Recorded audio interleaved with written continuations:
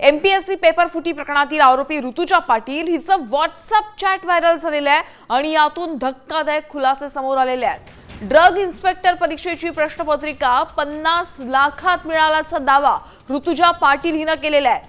नंदुरबारमधील कौटिल्य फाउंडेशनचे प्रवीण पाटील यांनी परीक्षेच्या 2 दिवस आधी प्रश्नपत्रिका पुरवल्याचं आणि 155 गुण मिळत असल्याचा उल्लेख तिनं चॅटमध्ये केलाय। ऋतुजानं केलेली चॅट आपण पाहतोय।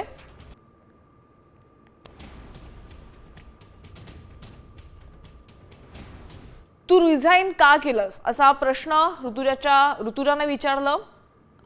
हो, माझी ड्रग इन्स्पेक्टरची परीक्षा चांगली गेली आहे। मैत्रिणी विचारते चांगला, तो पेपर तर खूप कठीण असतो, मग एवढा अभ्यास कसा केलास? ऋतुजा म्हणते त्यावर कोणाला सांगू नकोस, मला आधीच प्रश्नपत्रिका मिळालेली होती। मी 50 लाख भरलेत ड्रग इन्स्पेक्टर परीक्षेसाठी।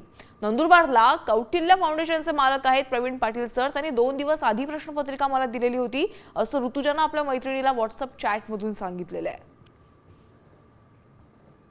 प्रवीण पाटील सर भरपूर पेपर फोडतात पण कधी सापडत नाहीत। एमपीएससीचा पेपर देखील त्यानं फोडलाय असा दावा देखील ऋतुजाने या चॅटच्या माध्यमातून केलाय।